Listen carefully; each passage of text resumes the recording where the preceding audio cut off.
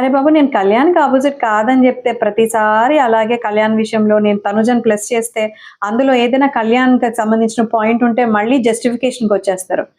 కళ్యాణ్ గురించి తనూజ తను నా ఫ్రెండు, తను గెలిచినందుకు హ్యాపీ అని చెప్పింది.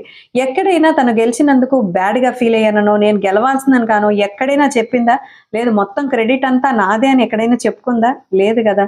నేనెందుకు చెప్తానండి? తనూజనే నా ఫ్రెండ్ అన్నప్పుడు నేనో లేకపోతే ఇంకొకరో చెప్తామా? లేదు.